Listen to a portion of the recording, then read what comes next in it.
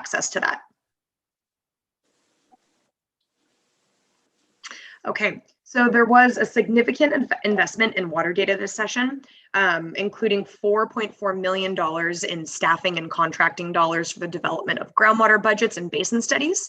So House Bill 2018 charges the agency with partnering with the USGS to develop groundwater budgets for all major hydrologic basins in the state. It also requires us to contract with an outside entity to produce a report on statewide consumptive water use. And we're also required to expand our groundwater monitoring network and also measure its progress in estimating and monitoring groundwater levels, recharge, and water use. Additionally, we also received staffing to expand our capacity for groundwater studies, as well as $3 million to purchase and deploy surface and groundwater collection equipment. Lastly, there was a $350,000 allocation to conduct a business case assessment to examine the economic value of water and also the impact of water investments across the state.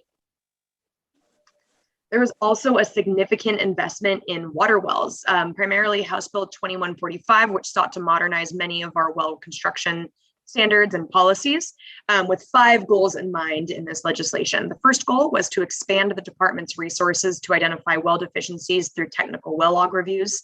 Our second goal was to reduce deficiencies proactively by ensuring that well drillers have the necessary skills to properly construct wells. Our third goal was to maximize the effectiveness of current staff at the department by increasing efficiency while also minimizing the impacts on the regulated community. Our fourth goal was to better protect groundwater resources for current and future uses, while also ensuring a level playing field among the well drilling community.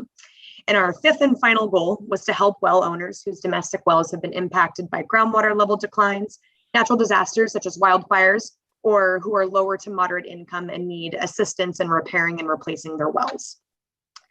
So now I'm going to jump into some of the policy changes we can expect in the coming years. So first, to prevent deficiencies by ensuring that well drillers have the proper skills in order to construct wells, we modified the representation of the the Continuing Education Committee, and also extended the Continuing Education Program sunset date from 2022 to 2030.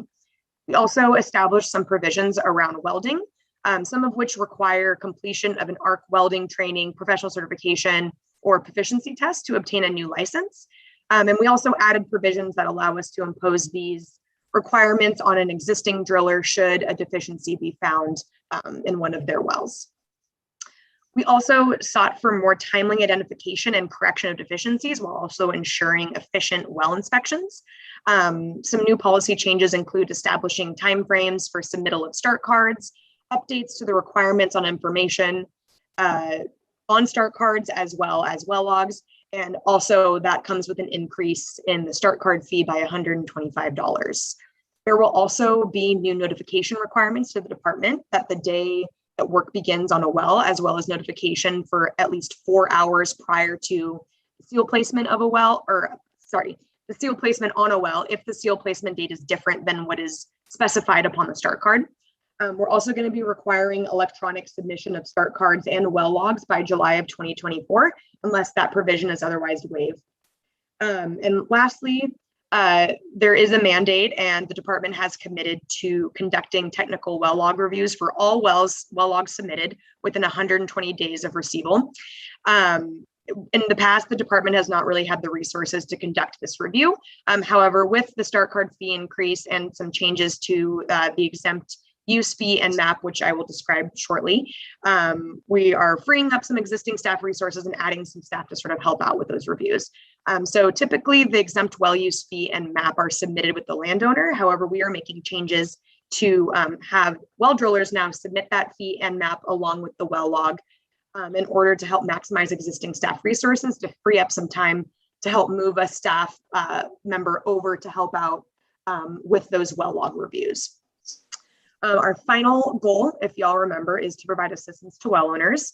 So this bill also established a program to provide funding assistance to repair, replace, and abandon wells used for household purposes.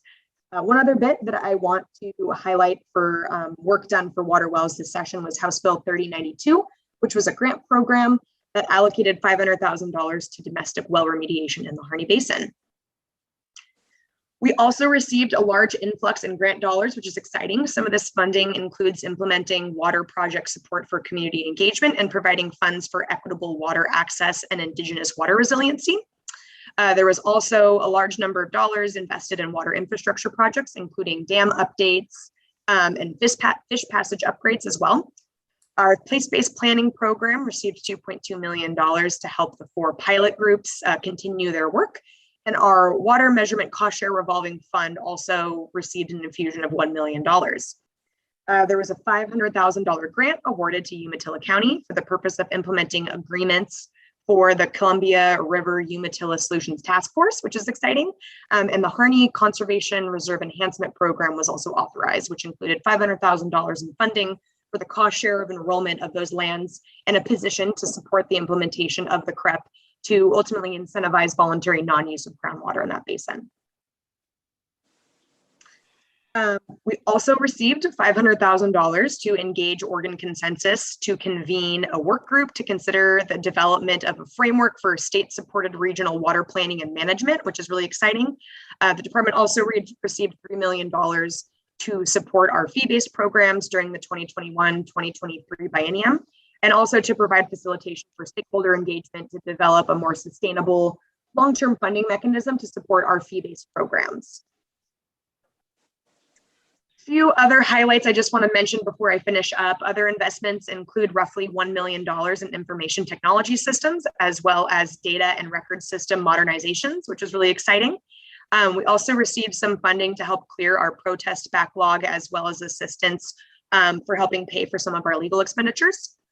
We also received a fee increase to help maintain water rights services, and also funding for a position to help support the 2022 update of the Integrated Water Resources Strategy. Lastly, we had some received some staffing for facilitation of conversations around complex water issues in the Deschutes and Willamette basins. And the last bill I want to highlight is House Bill 2244, which made some amendments to our automatic stay provisions. So that was a lot of information. I went pretty quick, but I just wanted to remind everyone that this presentation is primarily focused around the groundwater related legislation and budget items, and there is a handout on the website that I will also be sure that you all have access to for a more broader outlook on our budget and legislative session. So with that, I will conclude my presentation and answer any questions that y'all may have. So does anybody have any questions? Oh, I'm sorry. I just want to let everyone know the live stream is going. Thank you. Thank you. One quick question. It's really for Justin. Bryn mentioned a handout kind of summarizing all this. Would it be possible for you to email that to us, Justin? Yeah, absolutely. I'll get that out to the GWAC folks. Yeah, no problem. And I'll also have that link in the meeting summary, so it'll be there as well. Yep, that's probably good enough. Thanks. Yep. Can I have one question? Yeah, go ahead, Mark. Well, thank you. Bryn, might be kind of an unfair question at this time, or at least after the session, but is there any work on what the department is going to prioritize and trying to implement first? As you said, this is going to take several years to fully implement. So are we going through that thought process on what our priorities are to get on the track? Thank you, Representative. That's a great question. I'll take a stab at that, and I think Raquel is on the call as well. So if I don't nail it, she can pop in and help me out. But I think right now we are going through some strategic strategy sessions with management to kind of go through and look at what are the priorities moving forward and what are kind of the low-hanging fruit of what we can get out of the way as quick as possible. I know that we are trying to fill the influx of positions that we got as quickly as possible to sort of get started on that work, because we need that staff to sort of, get that work going. So I think I don't have any great responses for the line items that are working to be implemented at this moment, but I think management staff are working right now to sort of prioritize that work and sort of get a plan laid out. Raquel, go ahead and jump in and add if you have more.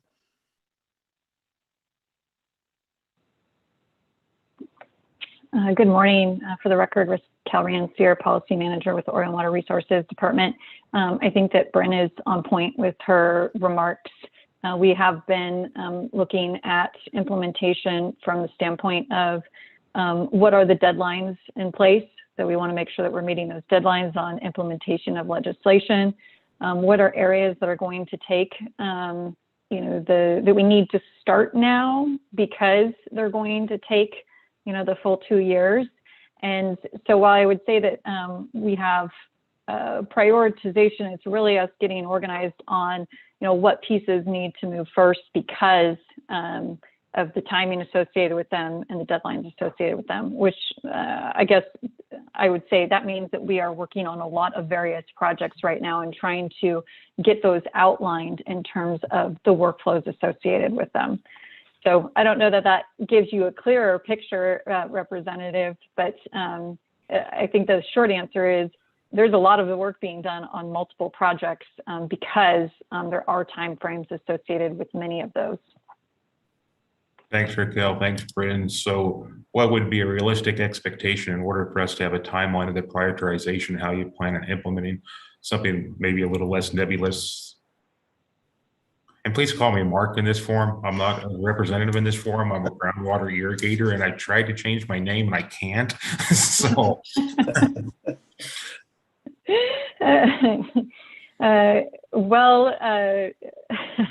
Sorry, Raquel. I have such a hard time not following what is on the screen. I know. There we go. Thank you. Thank you, Nirvana. Okay. There we go. Now I can call you Mr. Owens for the record here. So certainly, I'm not sure that I was tracking what your question was specifically. The short answer is that we are, so for example, House Bill 2145, there are deadlines associated with that, including ones in January, ones in July of next year, ones in 2023, ones in 2024. So we're, working through that and staging that. Similarly, I know on House Bill 2018, Justin is in a better position to talk about that, but we need to get, contracts in place, for example. So I know he's thinking through those kinds of things. So there's a lot of moving parts from that standpoint. And then there is, some of the other funding that we've received is really pass-through dollars, right? And so that's really a matter of being able to get the grant agreements in place with the individuals that would be receiving those funds. So we're working on multiple pieces, I guess, is what I'm saying here, and doing our best to make sure that we are identifying the moving parts and working through implementation plans for each one of those projects that have been authorized due to the legislative action. Fair enough.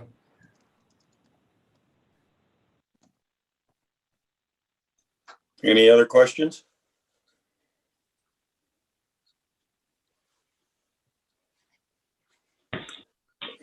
If not, we'll move forward. Thank you, Bryn. Thank you. And we'll move forward to the E, which is the statewide groundwater recharge project. Okay, well, so this is a good segue into the statewide groundwater recharge. So I'll just recap real quickly. This committee, some of you had a conversation about statewide groundwater recharge estimates back in 2018. There was a motion for the department to take a look into what it would take. What's the, what would it cost? How long would it take? We came back 6 months or so later with a draft proposal from the USGS to estimate groundwater recharge for about a third of the state, the western third of the state. We talked about that, I think also in late 2018, early 2019, and that then made its way into the department's, one of the department's policy option packages in 2019, where it wasn't funded then. I think we might have tried during the short session in 20, but this year, in the 2021 session, that concept was approved in House Bill 2018 and funded. So as one of these many moving pieces that we've got going at the moment, I had reached back out to the USGS, said, hey, this is a go. We should refine the scope and expand it to the full state, because that's what the bill was for. And the folks at the USGS kind of dusted off that 2018 draft and took a look at it and started thinking about everything that we'd learned from the Harney study over the past 3 years or so. And they came back and said, hey, what if we did something a little bit different than we had first proposed? So again, the ultimate goal is to update our understanding of general groundwater recharge, which is going to require, essentially a groundwater budget, to update a statewide estimate that the USGS did with a guy named Mr. Robeson back in 1968 or 69, I can't recall. So it's at least 50 years old. And we wanted to update that. And the GS came back and said that they believed that it would be best, instead of going with the phased approach of a third of a state at a time and kind of marching through the different physiographic provinces, if they took a look at the whole state using kind of a statewide water balance model, this PRMS model. So I had forwarded to committee members a 2-page summary, a pretty rough sketch of what they had in mind. They wanted to, we had a phone conversation about it, and I had asked them just to write that down so I could have a larger conversation with folks, and make sure that everybody was nodding their head before they went away and put the effort into scoping out that full assessment. Really the two highlights are that they would, again, look at the whole state all at once. They would use a statewide water budget model that would, be able to zoom into major watersheds. And because they'd be looking at the whole state, we wouldn't get kind of a report on a third of the state every 2 or 3 years. We'd get basically 2 reports. One would be an interim report that said, hey, we took this national PRMS model, clipped out Oregon. We compared the model results to measurement results that were not used in the calibration. So we could have an independent assessment of how the estimates model the system. It may be good for certain parts of the state, and it may need refinement, or it's expected to need refinement for other parts. Here's the parts it's good for. Here's our updated water budget. Here's the parts we're going to work on. We'll go away and do that and come back with a final report. So timing would be a little bit different. However, the end result, I think that the key, 2 key benefits to this approach is it maximizes the ability of the USGS to take into account all of the statewide climate data sets that need to go into these estimates. And also it will use a single approach and a consistent approach for all the various water budgets. So we won't, have a report for the western part of the state that may iterate to something slightly different or maybe more different for the eastern part of the state. So, because this was an initiative that started here at GWAC, wanted to make sure that I gave folks an opportunity to weigh in on this. Again, we're kind of going through the planning portion. It's a really rough concept right now, not a full scope. And we'll certainly bring the full scope back to folks once we have it, but wanted to see if folks had any thoughts or feelings about that evolution of the project. Any questions or thoughts for Justin? Oh, this is Phil. I have it's kind of general, nothing specific. What was the lesson learned in Harney that suggested to the GS that they might want to change the approach a little bit? Well, I think that in the Harney,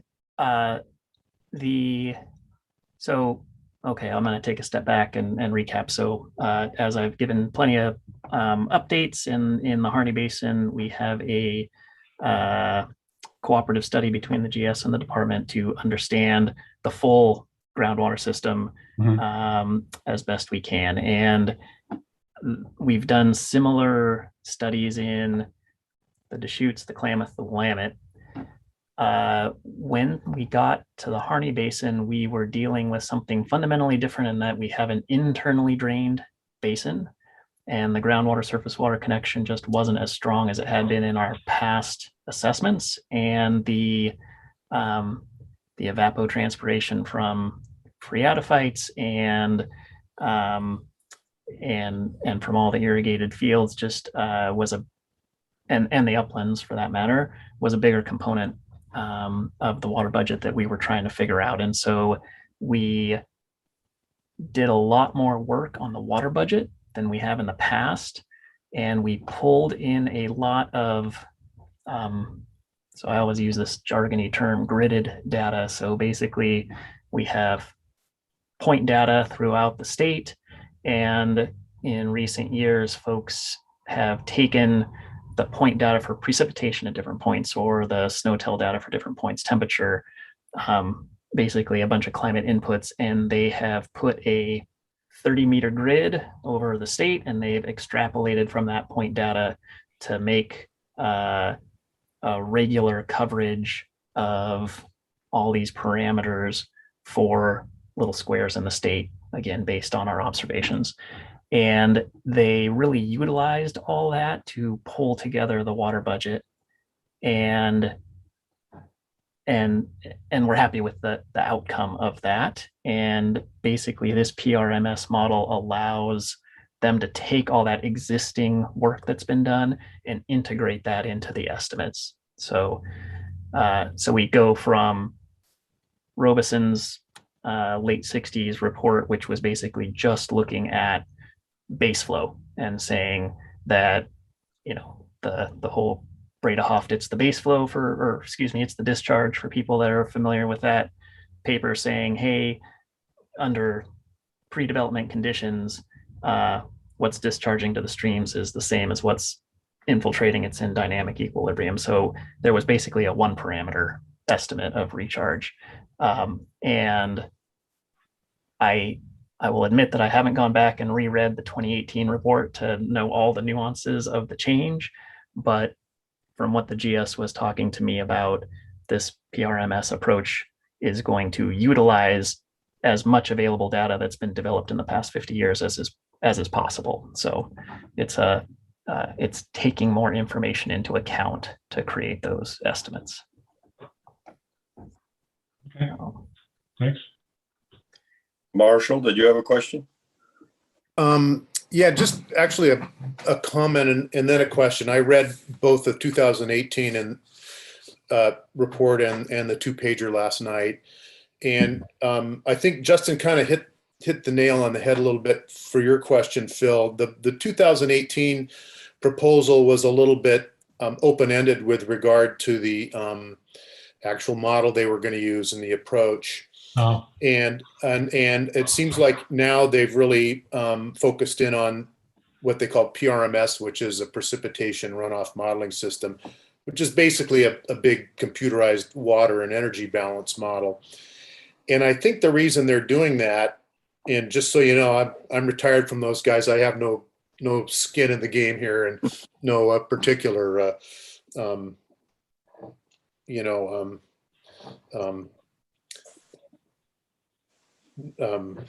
not trying to lobby for them or anything.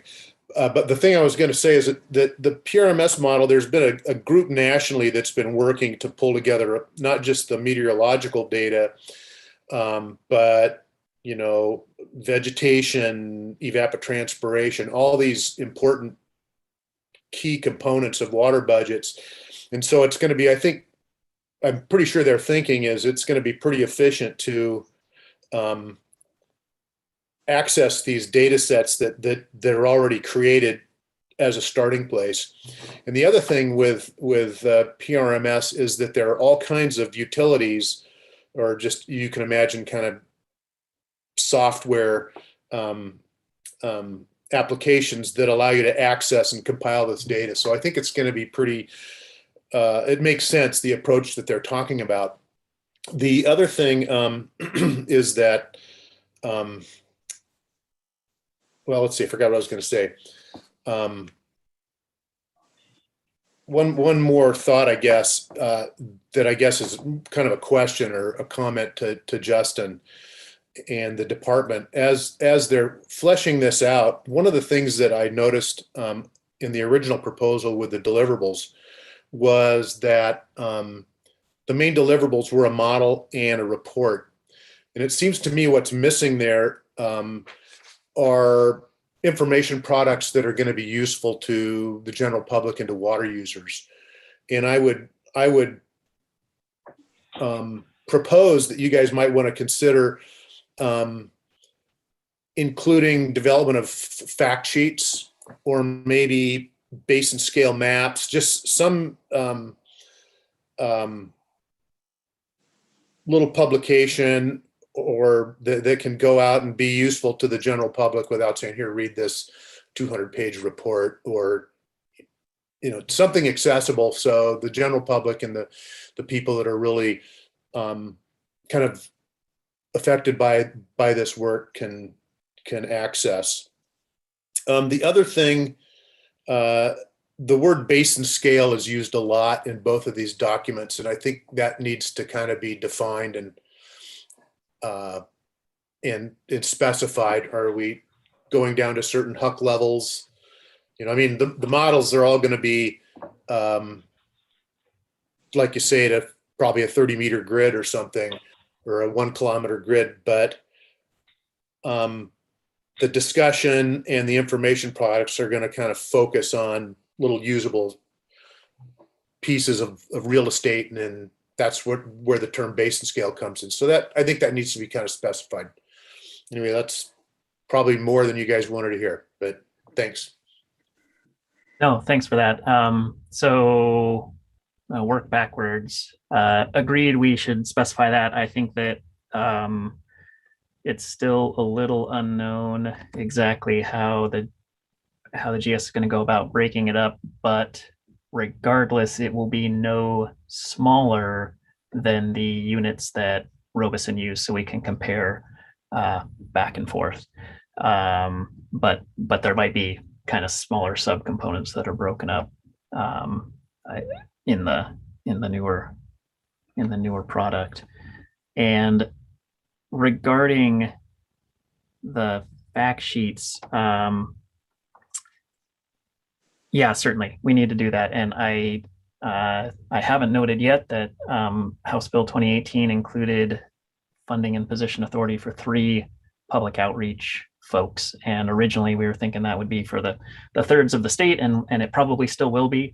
But we're intending to get people on board to engage with the community during, from as early as possible as we can in the process, to start letting people know that we're creating this update, what that may mean for communities, get people's input on how that works, make sure that folks are following along with the development so they understand what we're doing and why and how, so that when the final report comes out, folks will have had a chance to have, like I say, followed along, and then we can go out and let folks know, hey, this is what we found as far as, what's the water budget of your particular area. And then the department on the side is going to do work to say, and what have we allocated with respect to groundwater rights, and what has our concurrent. So we also got funding for the statewide evapotranspiration assessments. So we'll have remote sensing of actual use as compared to either extrapolating from a handful of meters or counting up all the paper rights, right? We'll know what's actually been used, and we can let folks know how that balance is shaken out in their basins, and what may or may not need to be done from a planning perspective looking forward.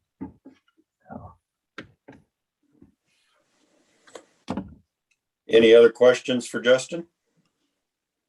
Yeah, Mark. Thanks, Ken. First, I hope that all of you that have been involved in this process since 2016, 17, there's only a few of us left. Some have come in the middle, have some ownership in this. This wouldn't have happened without this groundwater advisory group. The state would not have put it in as a policy option package. It didn't get picked up in the government budget, so we took it as a bill. And I want to thank Ken and others who came and testified, because that made a difference also. I think what Justin said, tagging on to what Marshall, those 3 positions for the community outreach, to work with communities in the development of this information, to try to build trust, to try to have that interaction, so there's no surprises and they understand what is coming forward and the community has that chance to interact, is huge here. The 3 staff for that, somebody will probably correct me, but I think that more than doubles the communication or community outreach staff the department has. That's, to me, very key. We need to look at this water management issues in a regional area, working with the region to build trust to move forward. There's a lot of challenges that we're going to be facing in a water constrained environment, and I think this gives us an opportunity to start that. Ken can attest to that probably more than anybody else in the state. But hope you have ownership. Thank you, Justin. Look forward to seeing how this plays out. And Marshall and Phil, it's important to me that as hydrogeologists, you guys support the direction that this goes, and I'll be taking that message to others who ask me. So.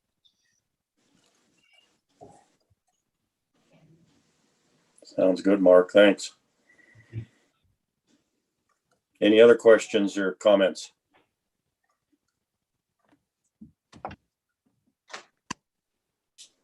If not, we'll go ahead and move forward to the Deschutes Mitigation Program review with Sarah Henderson.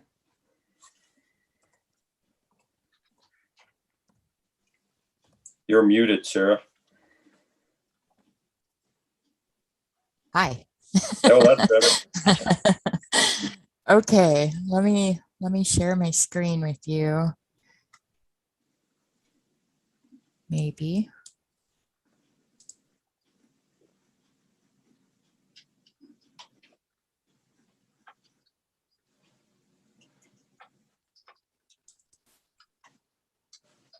All right. Are you seeing this? Not yet. Nope. Okay, then. Oh, there we go. All right. Okay.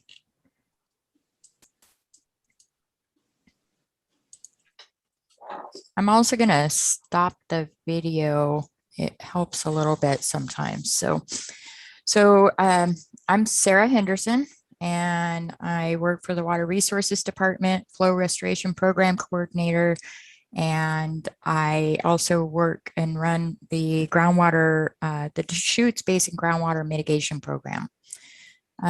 This is today's presentation.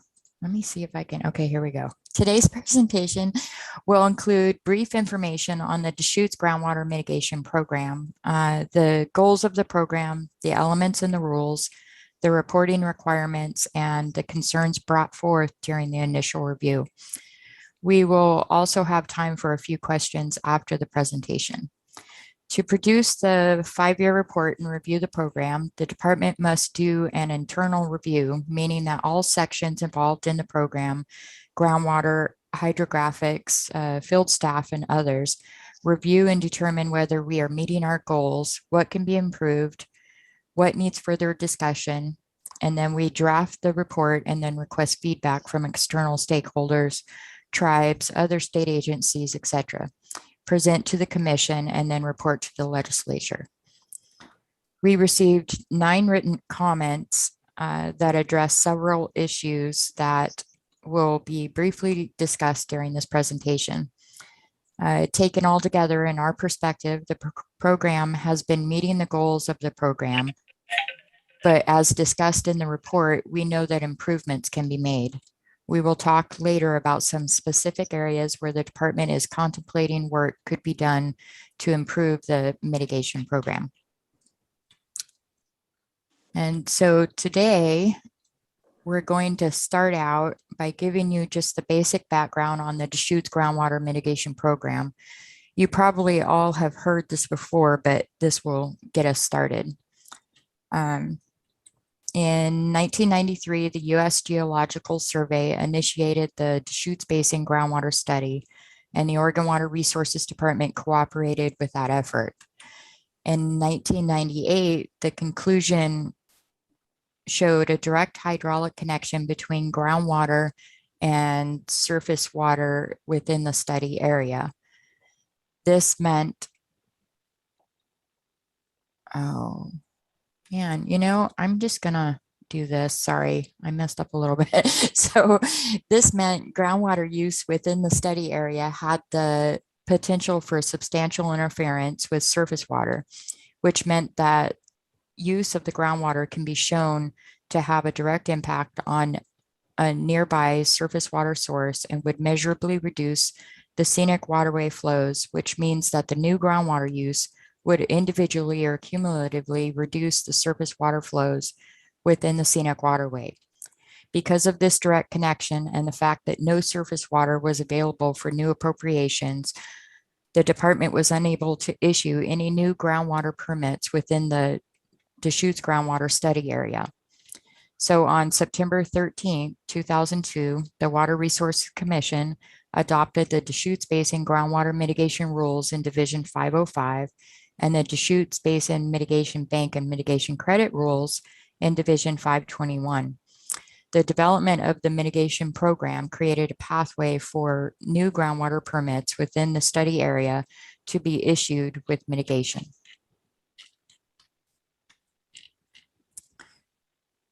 The three goals of the Deschutes Basin Groundwater Mitigation Rules are, and this is no particular order, to maintain the flows for the scenic waterways and senior water rights, including in-stream water rights, to sustain existing water uses and accommodate growth through new groundwater development, and to facilitate restoration of stream flows in the middle reach of the Deschutes River and its related tributaries. So when the program was being developed, we had a wide variety of stakeholders who represented a broad range of interests. The department took a balanced approach to the program goals while also keeping it straightforward and manageable. We developed a program that includes these elements such as zones of impact, mitigation credits, and the allocation cap. There's more information on these can be found in the report.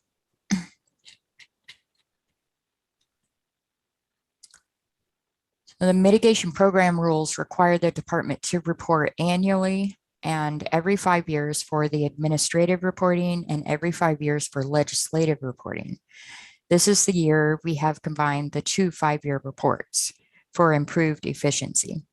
The 5 years we are reporting on in this report is 2015 to 2019.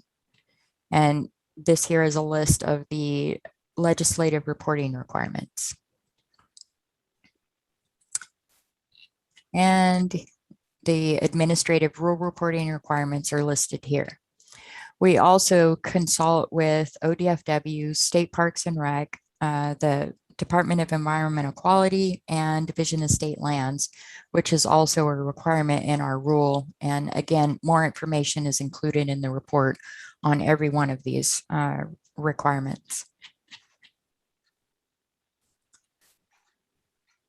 So here's the current timelines that we have associated with this report. On July 16, 2020, we sent out an email to request initial feedback about the program. The email just included links to the last 5-year report and information on the program. No draft report was attached with this. On July 27, 2021, an email was sent out with the actual draft report for review. This deadline for comments is tomorrow, August 25th, 2021.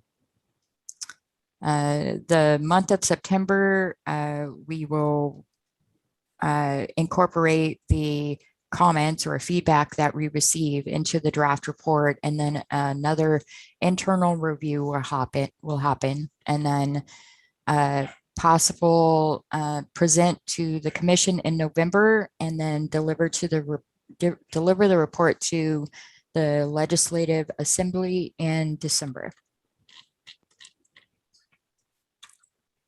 So when I said we solicited comments, we sent this out to a very large group of stakeholders and the Confederated Tribes of the Warm Springs. And this here is just showing a list. So we've got 2 pages of folks. We received comments from other individuals also, and this is a list of everyone.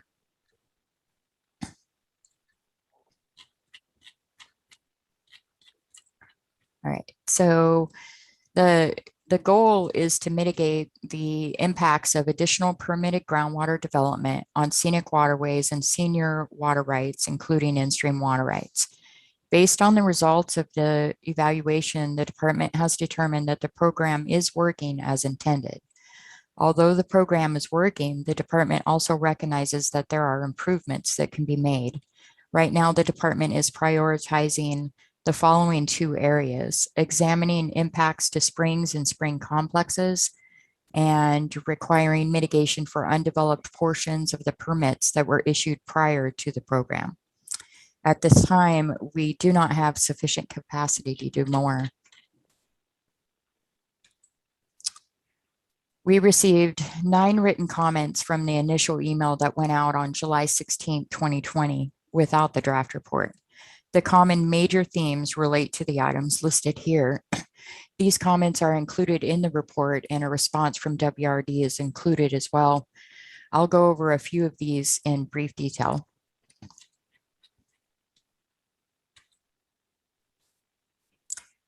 So the mitigation program by rule allows an additional 200 CFS of new groundwater use in the Deschutes groundwater basin, referred to as the allocation cap or the cap. Commenters suggested that the 200 CFS allocation cap should not be raised until such issues associated with groundwater impacts outside of the irrigation season can be addressed, and all other issues resolved and be discussed very soon. The department does not anticipate an immediate need to change the 200 CFS cap. However, would like to explore the issue of modification or next steps within the next few years. Once the cap limit is met, no additional permits can be issued without the Water Resource Commission modifying its rules and adjusting the cap. So this here is showing you that as of the end of 2019, there was a 161.94 CFS allocated out of the cap. That meant that permits and final orders that had been approved, the amount remaining in the cap was 38.06. And at the end of 2019, we had 18 pending applications within the study area that did not have a final order. So there's certain things I also wanted to add. So with this 200 CFS cap, there's certain things that can go into it. So if we have expired final orders, because they have 5 years to obtain mitigation after their final order is issued. And if they don't, then that final order expires, and that CFS that was applied for goes back into the cap. Any canceled permits for whatever reason, or any certificates that are reduced when they prove up on their water right, that CFS could also go back into the cap. So it fluctuates, is what I was trying to say. All right. So from the beginning of the program, it was determined that the program must be structured in such a way so that it was a manageable system for the department to track and maintain over time, balanced with protecting the resource. Part of that structure was the identification of different zones of impact within the basin, and this is discussed in more detail in the report. Some comments have raised concerns on the zones and mitigation and how it is identified within the program and would like to see the mitigation provided differently. This is also addressed in the report. Modification to the identified zones of impact would require an in-depth study on the subzones. Changes to the Streamflow model would also be required as well, to which we currently do not have the expertise or the capacity to do. And finally, a rulemaking change would also have to happen. Oops, went too far. The rules included the identification of the zones of impact. This is for each groundwater application in the study area and for each proposed mitigation project. The department identifies the zone of impact. The zones of impact are the general zone, middle Deschutes, upper Deschutes, little Deschutes, Crooked River, Waichus Creek, and Metolius River. Again, the modification to the identified zones of impact would require an in-depth study on the subzones, changes to the Streamflow model, and rulemaking change.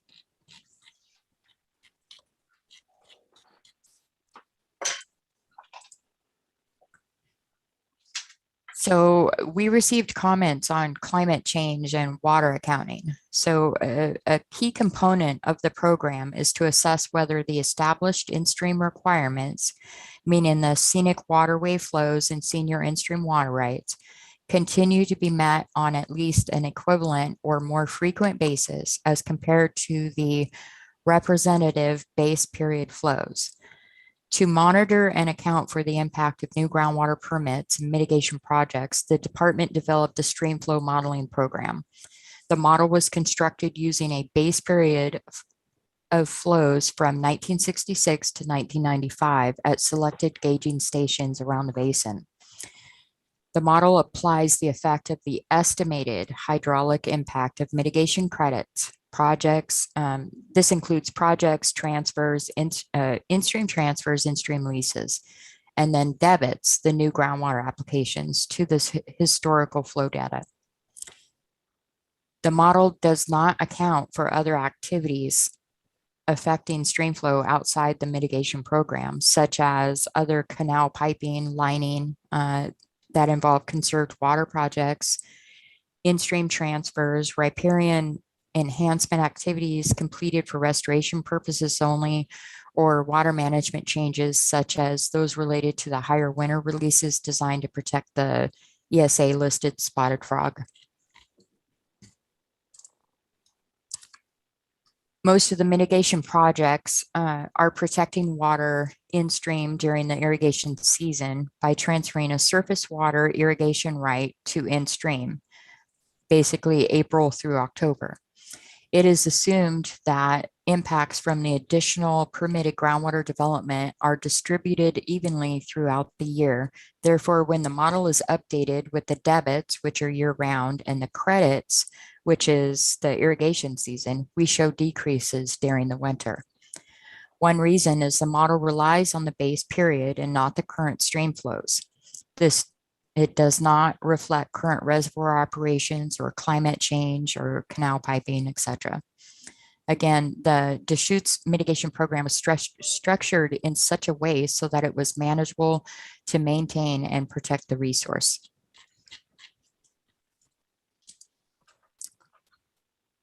So we had several comments submitted about the impact to the local springs with the current and future of groundwater pumping. The department has been working with ODFW and DEQ over the past couple of years to discuss the impacts to local springs. And the agencies plan to cooperatively combine efforts to obtain funding for a study aimed at identifying impacts to the springs within the study area, and to understand whether any of these impacts are the direct result of the mitigation program. Some of the recommendations is partnering with ODFW and DEQ to jointly secure funding to study impacts to springs, better understand the sources of the impact, including the extent to which the mitigation program contributes. And ODFW and DEQ were to identify or plan to identify or map the key spring complexes, the essential recharge areas, the habitat, temperature, nutrient changes, and then develop a program to monitor key springs to determine ecological impacts to spring flow, including the temperature and nutrient changes resulting from groundwater pumping. And another was to install observation wells, but funding is needed for that to happen. And we all know that's a problem. Let's see. So additional comments identified an ongoing concern that not all permit holders that should be mitigating are required to provide mitigation, specifically concerned with those groundwater permits issued prior to the adoption of the mitigation program and conditioned to allow for regulation of the groundwater use should the use be found to be measurably reduce scenic waterway flows. And we call this condition 7J. One option that the department is considering is whether mitigation should be required for these 7J permit holders, seeking extensions of time for the undeveloped portion of their permits. There are approximately 15 or more that would be potentially affected.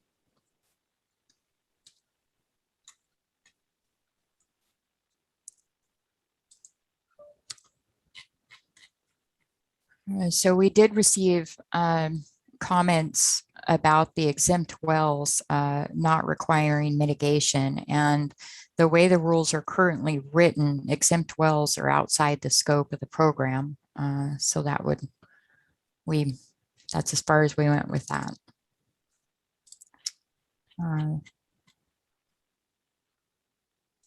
So our current status and next steps is we wait for comments to come in, and then we will incorporate those comments into the report and have another internal review.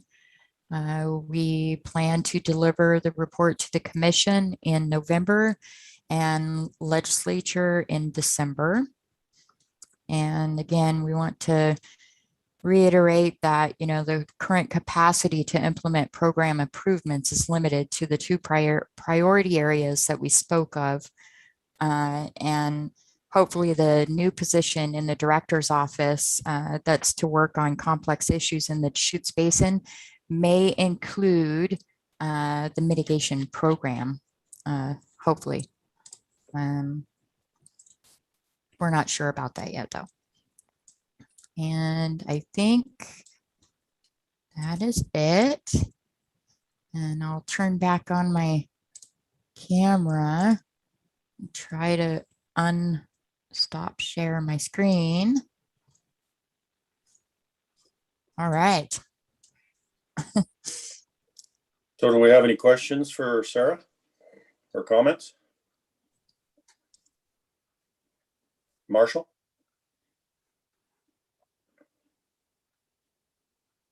You're muted, Marshall. Yep. There we go. Thanks, Ken. Yeah, I went through the report there, and it's really quite an impressive and comprehensive document. I noticed early on you mentioned that you listed the goals of the original mitigation program that were the real focus was on the in-stream flows, if I understand it correctly. And I think that in a sense, the goalposts have been moved a little bit in the years, and that's not really a criticism. I think people's understanding of water in general have increased, and so now springs are included, and which is a fundamentally different kind of problem to solve. And a couple of thoughts. Well, first a question, was I understanding correctly or am I understanding correctly that ODF&W is interested in understanding the impacts to springs of the existing water rights that have been permitted under the mitigation program? Or are they just interested in future impacts? No, I'll try to answer this, and then Lisa pipe in if Lisa Jaramillo is here to help me with questions for just in case. So, well, for many years we've received comments back on our annual reports and the prior 5-year reports from the Oregon Department, from ODFW and DEQ, suggesting that there's major impacts to the springs. They have concern for all spring impacts throughout the Deschutes Basin, and what they want to try to figure out is, and well, what we need to try to figure out is where are they being impacted because of the mitigation program itself? And that's where we have to stay within that focus is, this is just the Deschutes groundwater mitigation is just a small portion of what is happening out in the Deschutes. Right. And so I'm not sure how to answer the question, except for they have, every year we get comments from them with the concern that they have on the springs being affected out there. Right. So I guess I'll just offer this comment, I guess, and going back and trying to evaluate the impacts to springs resulting from groundwater rights that have moved forward under the mitigation program is going to be a really hard problem to solve, because there are no historic data on virtually every spring in the basin. And so that's that could, I think that has to be kind of considered realistically. Yes. The other thing is that springs, so let's talk about future impacts.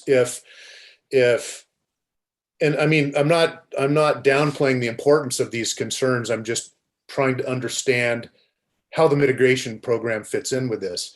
In future spring, when it comes to concern about future impacts of springs from additional groundwater development, then the question becomes, are they interested in just the water from the spring, or are they interested in the ecosystem at the spring orifice itself?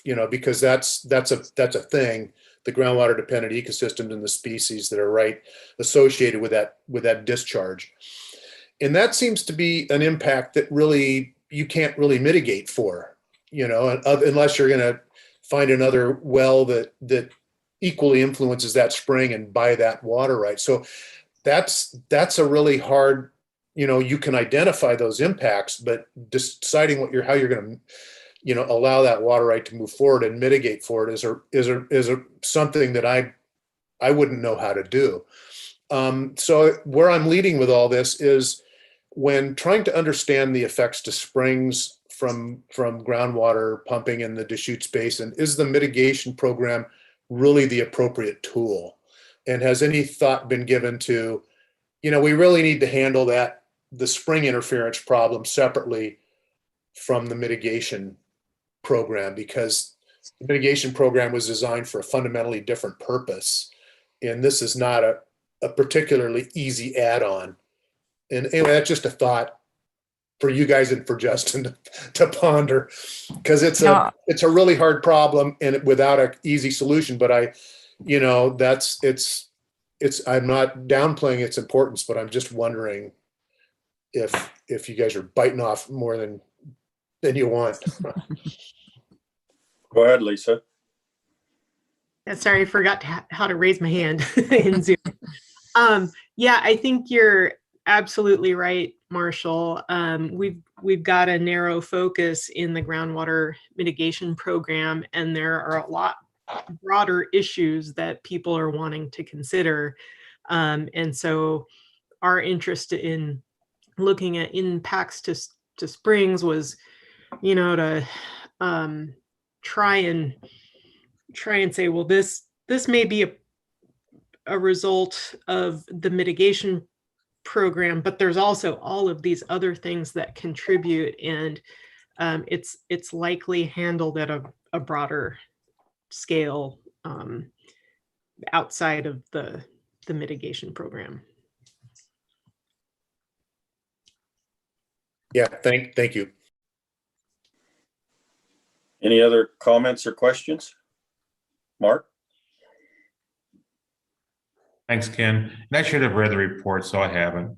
Marshall's making me look bad, which is good. But Sarah, work me through some of this conceptually.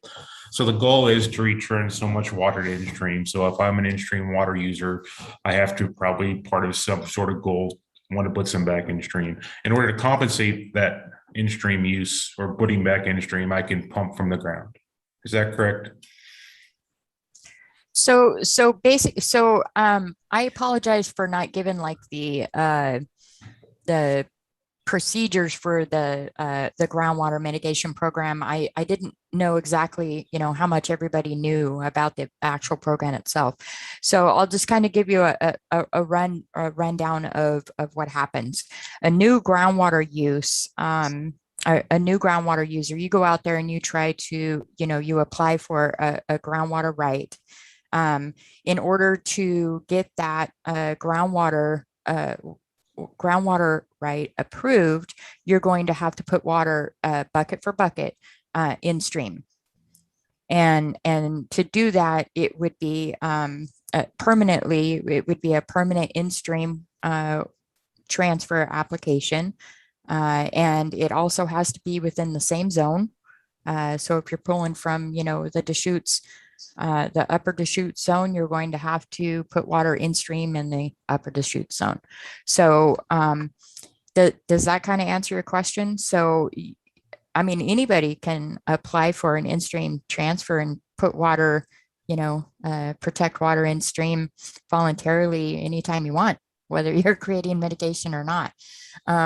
We love that, or I love that. And, but within it's basically, it's bucket for bucket. If you apply for groundwater right within the Deschutes groundwater basin study area, you have to provide mitigation. And in order to provide mitigation, that's an in-stream transfer, or you can obtain credits from an existing credit holder that hasn't used their credits. Thanks, Sarah. So then the limit was 200 cubic feet a second for the whole area? Yes. So in the very beginning of the program, the rules were adopted. A 200 CFS cap limit was set. And I think so currently, as of today, we have, so once we hit that 200 CFS cap, no more permits can be issued at all. We're done until the commission figures out, what are we going to do? Are we going to make it a groundwater limited area? Are we going to extend the cap? What's going to happen? That's going to be a huge discussion, with stakeholders, the department, everybody. Right now, currently, as of today, we have 159.1 CFS allocated. That means that a final order or a permit has been issued. We have approximately 40, the rest in pending applications. And so it could take, and like I was trying to say earlier, the cap fluctuates. So even though we have 159 CFS already allocated and accounted for, we have lots of final orders, and they expire. Like we just had 2 months ago, we had a final order expire and it was 2 CFS. So it just keeps going. It goes up and down, up and down. So even though it looks like, we're hitting that 200 CFS cap mark, I didn't mean Mark, the cap. Even though we're hitting that, it looks like we're coming really close to it. It goes up and down all the time. Thanks, Sarah. Follow up just a little more detail. So that seems like a fairly benign number until you do some math. So is that 200 cubic feet a second, 365 days a year, or is that for a irrigation period where we have a duty that is actually calculated from that cubic feet a second? Okay, so Let me go back into that. So Okay. 200 cubic feet a second is 88,800 gallons per minute. So is that the amount of pumping groundwater that we're allowing in that area if full mitigation is exercised for the full year? Okay, so if we get a groundwater application that comes in and they're only asking for 2 CFS and they get approved 3.5 acre feet per acre, that 2 CFS is what it, or actually it's the volume of water. So the 2 CFS, when they do their in-stream transfer application, it has to be bucket for bucket water. But the 2 CFS on that groundwater application is what is coming off of that cap. Does that? And then they're mitigating based on the acre feet, right? Yes, yes, yes. So the 2 CFS is rate, and what the duty of that is the 3.5 acre feet. Is that correct? Or help me here, Justin. Yeah, well, I was going to ask for clarification. I believe it's the consumptive use that's mitigated for. Yes, yes. So when we say bucket for bucket, it's consumptive use. So first of all, there's some difference between what's pumped and what we assume is return flow. And that's the return flow is not mitigated. And I do believe that it's duty divided by season, and that's the CFS, or is it the max CFS that they apply for? It's the max instantaneous rate that they apply for, and then we figure the consumptive use, we figure the annual volume, and that annual volume for the consumptive use is what they have to provide credits in an equal amount. Is that right, Sarah? Yeah, so the cap is in CFS and the mitigation obligation is in acre feet. So 1 mitigation credit equals 1 acre foot of water. I won't take us too much farther down the rabbit trail, Ken, here, but one final question. Either way, it's a lot of water. Yes. What is that doing to the groundwater levels in the area? That's a great question. Kick it over to Justin for that. That would be sure. That would be a Justin. Okay. So I'm going to start by saying Marshall's name is on this study. So if he wants to jump in, he certainly knows it better than I do, but I'll give the broad overview. So the chute system receives a whole lot of recharge in the Cascades, and it's a pretty porous system. So everything is infiltrating and funneling down to discharge. I'll say near Lake Billy Chinook for a big landmark. It's a little bit upstream of there. That being said, the flow paths, this is my interpretation. So this is where I'm going to ask Marshall to correct me if I'm wrong. The flow paths are, dominantly from the Cascades and a bit from Paulina Lakes, Newberry Crater,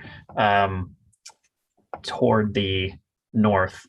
And as you get further east in the Deschutes Basin, it seems that there's kind of less and less of that through flow. And so, well development in the Sisters area, we haven't seen any groundwater level declines that we haven't associated with kind of decadal recharge cycles, climate cycles that affect recharge.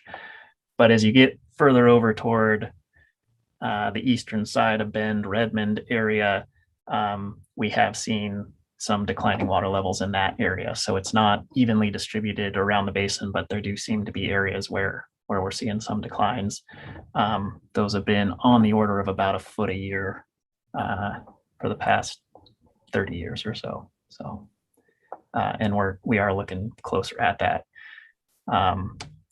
I'll bring this statement back around to Marshall's question. to perhaps give a little bit more context about DEQ's question about the springs. I think that what the pressure point is that in the basin program rules, when the mitigation program was put into place, we were very much, it seems, I wasn't there, but it seems like we were very much focused on the main stem Deschutes and the main tributaries and the in-stream flows there. And that's where the mitigation was taking place. And the rules have a provision that says if you mitigate, then any impacts, groundwater or surface water impacts, are mitigated. And so there's development, of course, all over the place, and that development might be close to a smaller tributary or a spring complex. And that groundwater development impact on that smaller tributary basically gets wiped off the regulatory books by participating in the mitigation program. So while we're mitigating for scenic waterway flows and we've seen improvements in Deschutes flows, that doesn't necessarily mean that we have mitigated for specific acute impacts to smaller streams. But because of the way that the rules were set up, we've taken that, what I would call a Division 9, that's Division 9 of our rules. We've taken that groundwater, surface water, local impact kind of off the table. And that's where we're having this discussion of how do we account for that? And are we adequately accounting for that? So, but Marshall, I want to give you the opportunity to follow up if I've misstated anything. So, or if I haven't answered your question. Well, no, I don't have any knowledge or thoughts at all on the regulatory part of this. But to answer your question about water level trends, Mark, the water level declines in the Deschutes that are known are fairly localized and kind of restricted to the Redmond kind of lower bridge area. I'll send. There was a report that Ken Light and I did in 2013 that was aimed at trying to tease out the various things affecting water level declines, and the three things are pumping, canal piping, because there was a lot of artificial recharge from canals that has been reduced. At that time, it was close to 60,000 acre feet a year were being saved from canal losses. And then the third thing is climate. And so in this report, in this study, we teased those out as best we could, and it kind of explained it. And you can see it's really spatially variable. Parts of the basin, all the canal lining doesn't do anything for their water levels. Other parts, it's a big component. Other parts, pumping is the biggest cause. So I'll send a link to Justin, and he could send that out if anybody's interested in it. Anyway, the one final comment is that water level monitoring in the upper Deschutes Basin is, at least to my knowledge, is kind of spotty. There are places that are pretty well covered. And then you get to south toward Bend where water levels are really deep, and it's difficult to monitor. The data are a little more spotty. So for what it's worth. Anyway, so that's all I know.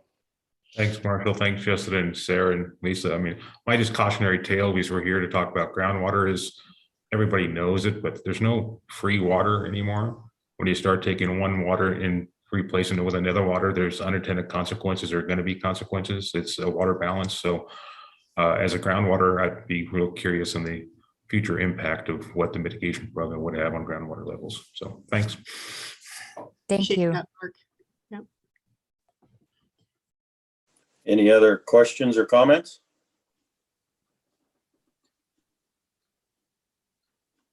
I might make a comment here on the fact that what Marshall was saying about the canal piping and what they've seen up there somewhere.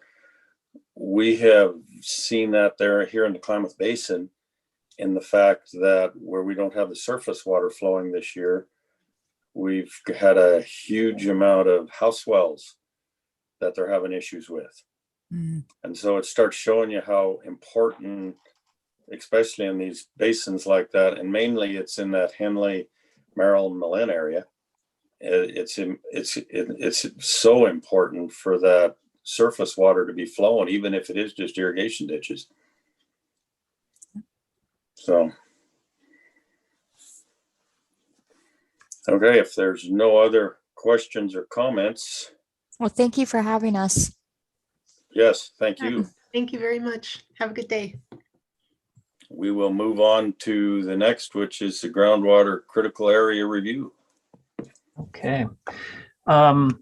Before I get started, I just want to reiterate real quick that this the Deschutes 5-year review is scheduled to go in front of the commission in October. So might have a short agenda item again in our October meeting to revisit and just see if folks have any additional thoughts we want to incorporate. And the next agenda item is a 3-year review cycle for critical groundwater areas. So I will step through that and try and make up a little bit of time. I want to make sure we've got time at the end for updates. I'm assuming that Ken will give us an update from Klamath, and I can chime in on that. I didn't make that I didn't kind of put that on the agenda this meeting because we're kind of in the middle of things and still gathering information. So I think it's better for a quick update, and we'll certainly revisit impacts of drought on groundwater in the Klamath and throughout the state. Susan's area is also having quite a bit of impacts, and really we've got pretty widespread impacts from using groundwater as a backup supply to surface water, given a couple ongoing years of drought. So that will be a topic that we will talk more about in the future. But like I said, I want to make sure we have a chance to mention it because certainly it's current right now. So that's coming. Like I said, I'm going to pull up my slide presentation. This is a presentation that I'm planning to give to the commission tomorrow. So let's see here. Start that. And share my screen first. 1 second.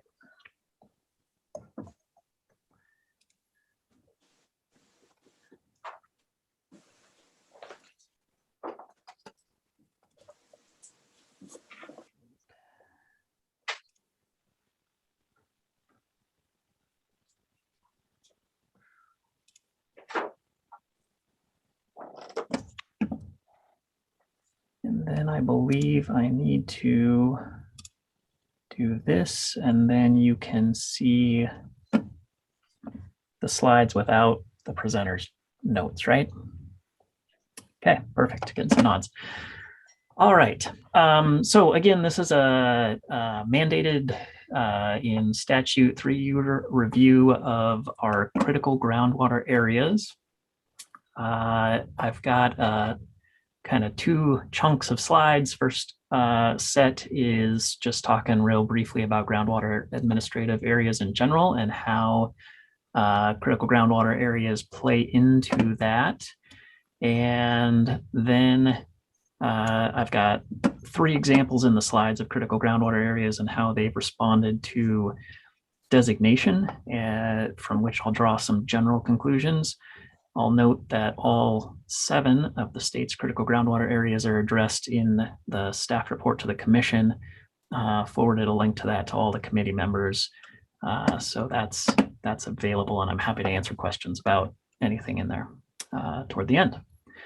So first set, just in general, groundwater administrative areas. So just want to start with the statute and the legislative policy that groundwater use shall be controlled in the event of declining groundwater levels, and a long list of other potential impairments, but we're going to focus on declining groundwater levels because that's the reason for all 7 of our current existing critical areas. Statute directs us to give preference to voluntary agreements, but if those are ineffective or aren't taken, then the commission is directed to take action. And that action comes basically in the form of creating rules. And we've got, I'll say, 4 major flavors of rules. The top 3 in this list are all forward-looking. So those are all rules that would affect future use or limit future use. I guess the serious water management problem area can require measuring and reporting on existing uses. It can't curtail existing uses, but it can add a requirement to provide your use data to the department. But the critical groundwater area, that's the only tool that we have that is backward looking. So if we've over allocated and we need to regulate back, something that we do commonly with surface water on an annual basis, if we want to do that in the groundwater realm, we can't just have the water master go out and say, please shut down. We have to go through this rule process with enhanced public engagement in order to regulate junior users in favor of seniors and in favor of keeping reasonably stable water levels. So this is a map of all the current administrative areas in the state. The critical areas we're talking about today are in dark orange. We've got one in the Willamette Valley. We've got, well, I skipped over. We've got one in the Dalles. We've got 4 here in Umatilla and 1 in Eastern Oregon. And these blue circles are the 3 that I'm gonna give a little more detailed update on in this presentation. So this is just the citation for why we're doing this critical area review. Again, at least once every 3 years, the commission needs to review any rule that restricts groundwater use, and that this is our opportunity for public notice and public comment through the commission meeting venue. So any general questions from folks before I move on to specific examples? Nope. Okay, I'll keep going then. So I want to start out with Cow Valley. This was our first critical groundwater area designated in 1959. It's a kind of a upland alluvial valley where there's sediments in a bowl of bedrock. There's one main drainage, Cow Creek, and it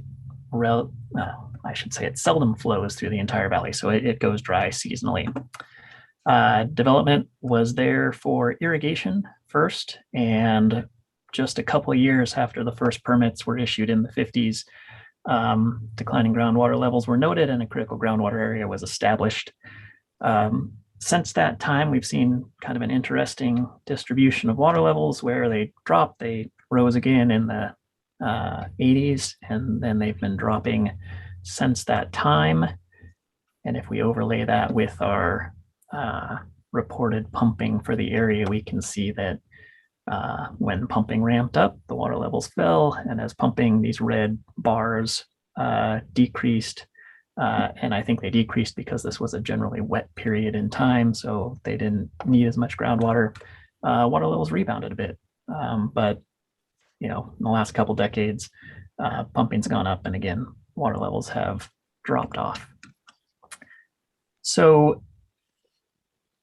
this is an interesting area because all the water rights have consolidated into the hands of a single user. So all of the permits for irrigation in this valley are held by one entity, and they are senior to all other users, including exempt users in the valley. So we've had a couple of instances in the past, I don't know, 3 years ago, 4 years ago, where folks had called in and said, hey, water levels are declining, that's affecting my well. My domestic well, we investigated and found that those domestic wells were actually junior to the irrigation rights. And so essentially, they are the senior user and they have the right to that water. The declines have been approximately 1 foot a year, and essentially that rate of decline can continue given the thickness of the sediments there for significantly more than 100 years. So, we don't know the exact value, but we certainly know that given where the wells are at today and where we know the water level is with the sediments, that there's a fairly robust supply there. So we haven't explicitly gone out and discussed, hey, what does it mean to be pulling water out of the ground at a rate faster than it can be recharged? Is there some threshold at which we want to say that we need to cut back? So there's no curtailments currently in this area, but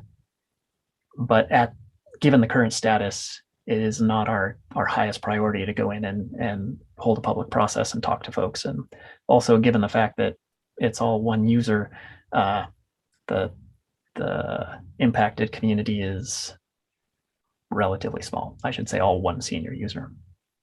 So that's kind of one end member of a situation where the critical area has basically stopped new development, but we're still seeing some moderate declines.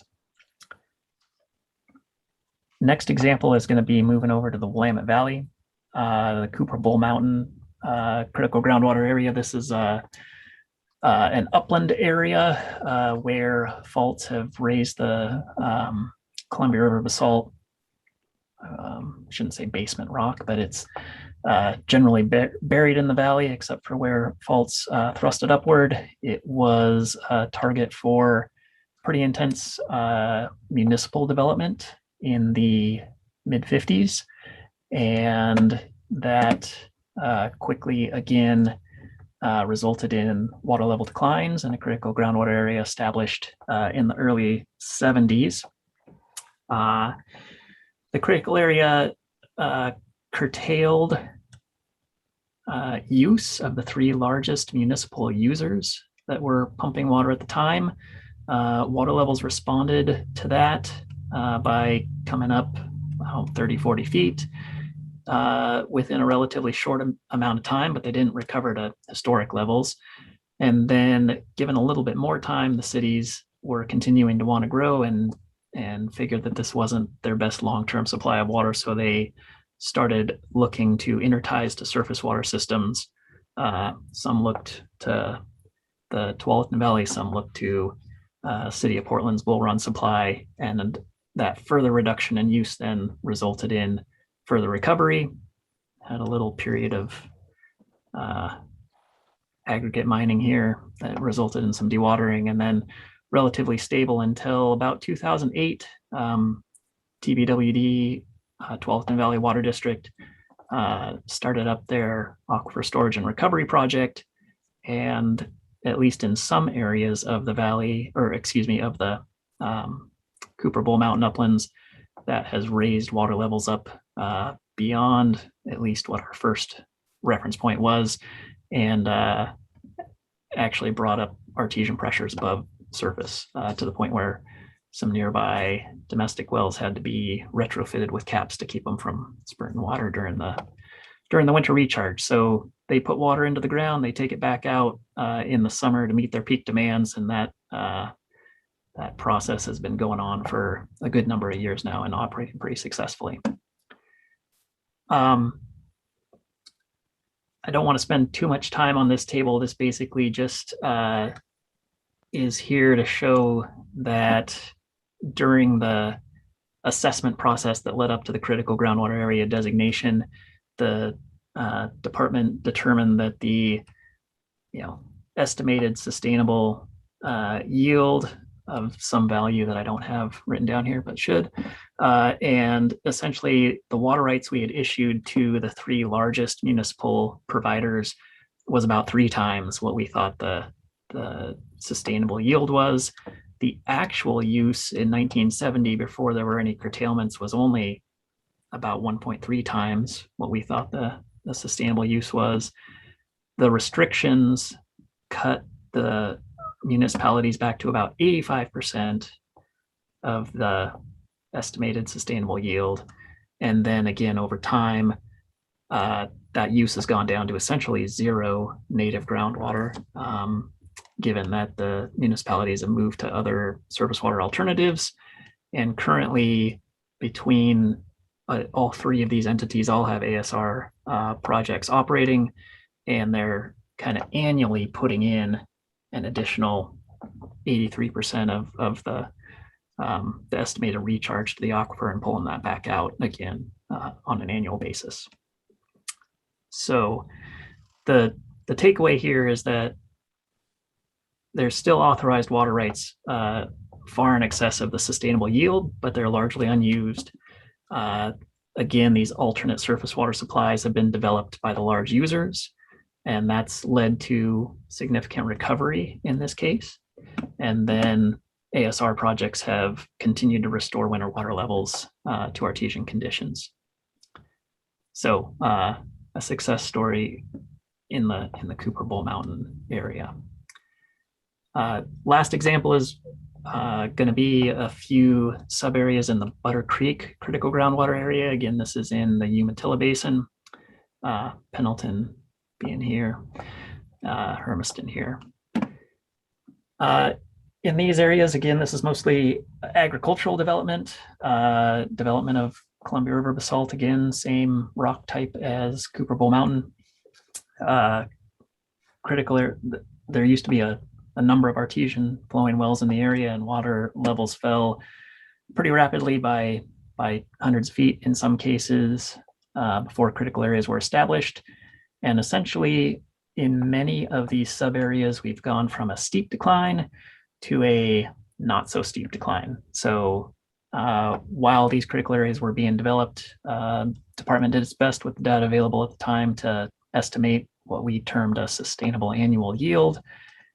We allocate that amount of water to senior users in each sub area each year, and that has resulted in, like I say, in this case and in many cases, the water level declines have become less severe, but they are still occurring. Similar story in another sub area, though maybe we did more poorly defining the SAY back in the day for the south sub area, so a little less of a flattening of that decline curve. Another sub area, this is the Echo Junction sub area. Again, similar story, had a steep decline, critical area established. We had some flattening of that slope. I put this hydrograph up here because there have been two agricultural ASR projects that have been instilled in this sub area, but we don't see the same recovery that we saw in Cooper Bull Mountain. And want to point out that these ASR projects were brought online essentially to irrigate lands that had been dried up because they had junior water rights. And so while they're adding recharge to the system, they're generally pumping everything they add back out on a seasonal basis. So this has resulted in additional land being irrigated that wouldn't otherwise be irrigated, but it's not replacing any other native groundwater use. So quick summary of Butter Creek. Again, we're managing that with an annual allocation of a sustainable annual yield. That totals for the whole critical area 14,000-ish acre feet to senior users. There's about 63,000 acre feet of junior water rights that are not able to be exercised, but they are still on the books. And that essentially groundwater levels declines are likely to continue until or unless that sustainable annual yield and the sub-area boundaries were re-evaluated. Overall, I'll re-emphasize that so far, when we have instilled these critical groundwater areas, the positive outcomes we've had to date are associated with the availability of alternate water sources, coupled with significant artificial recharge projects. So, we've cut back on use. We've not allowed new use. And in general, we've seen some improvement, but really we haven't seen recovery without finding alternate sources of water. These recommendations are more for the commission. Some of the rules ask or direct the department to provide recommendations on, are these controls still needed? And universally, the answer is yes. Again, none of the water rights that were in effect before the critical areas have actually been canceled. They're just not exercised in most cases. So to remove the control would be to go back to steeper groundwater level declines.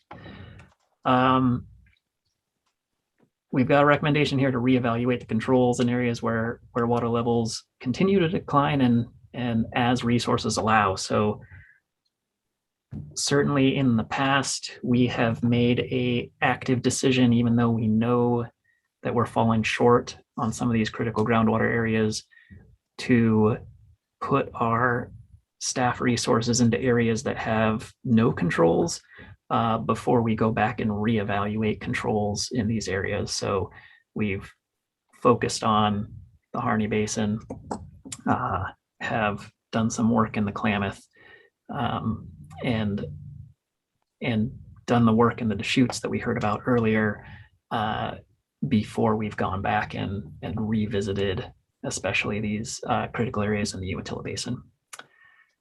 Going into the future, we want to continue to encourage voluntary agreements and facilitate those as much as possible. Certainly, we have not had too many examples of this. There's been one example that I'm aware of in Butter Creek, but otherwise we don't have any kind of large voluntary agreements or something that I would point to as, hey, this is a great success story. We should emulate this or build off this. So we'd like to enable those as much as possible. And in general, I guess this is perhaps more my personal goal than I should construe it as the department's goal, but I certainly want to work to build adaptive management into future critical groundwater area rules to meet specified water level trend benchmarks, so that we don't get into the position we're in, again, with these Umatilla areas where we've set some benchmark and then the level of effort needed to change that is pretty significant. I'd rather work up front to find a scheme of adaptive management that folks can agree to and plan on going into the future. So with that, happy to take any questions that folks might have.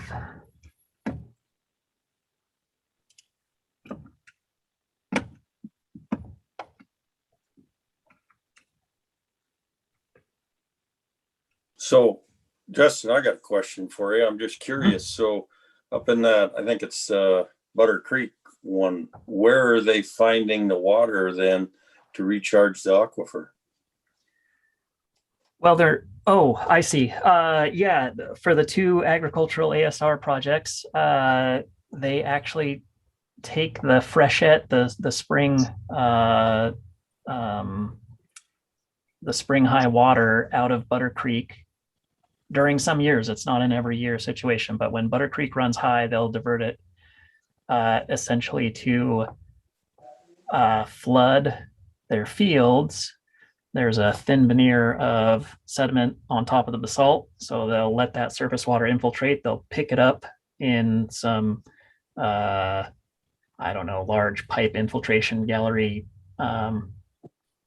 drain tile type things. It's not really a drain tile, it's a much larger pipe to soak that water up with. So they get some filtration and then they take that and put it into the basalt aquifer for use later in the summer.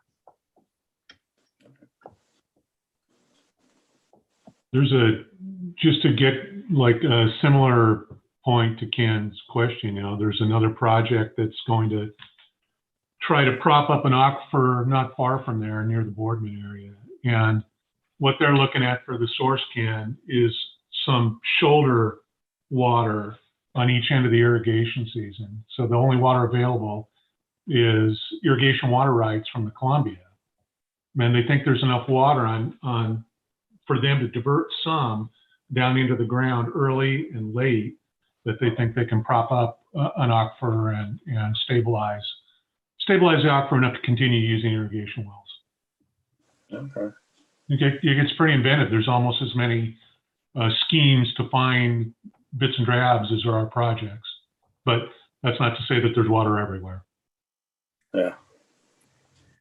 Yeah, and I'll also add there is a plan afoot. So real recently, irrigators in, I guess I'll call them associated with the Northeast Oregon Water Association. That's now is the acronym. Basically, local group of irrigators that has gotten together and put together some big infrastructure projects, gotten some state funding support and raised the rest. So they've developed more Columbia River water rights. They've mitigated that, and they've got pipelines and pump stations installed where they're going to be pumping Columbia River water up onto the plateau. And there's a 2-year pilot project that they have pulled together that I believe is going to start next season, 2022. And they're going to try and use Columbia River water in lieu of allocated groundwater and see what the water level trends do if they can reduce their usage significantly below the SAY in some of those sub areas. So something we're looking forward to seeing what the results are. Is there a way we can get a pipe from the Columbia to Harney Basin? I'm sure there's a way. It's all about how much you want to pay for it. that water might be worth too much to put on that time. Yeah. Justin, your comments about adaptive and trying to figure out potentially what are some of the solutions to hit reasonably stable in some of these areas in the next critical groundwater designation. I support 100%. The annual sustained yield has failed. When you look at some of those still declining 2 feet a year, not meeting many goals. Justin and I've spoke a lot about potentially what happens in Harney Basin, and just to share a little bit, I mean, trying to figure out one, not all, a lot of people in a lot of the areas have understood that we're using too much groundwater at this time, that we're going to have to use significantly less groundwater to have a parts of the basin. But collectively trying to figure out what does that mean? Do we want to reduce the rate of decline in a certain period of time? Look at what management actions are doing underground compared to above ground. I really support that approach, trying to figure out what is the adaptive way to work us through some of these issues, because not for lack of effort, but we haven't got there yet.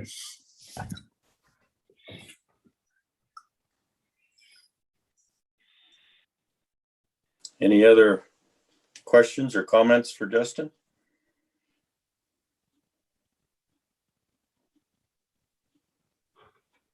Oh, that was very, very interesting, Justin. Thank you. Yep, sure thing. And I guess we'll move on to the next one, the committee member updates. So who wants to go first?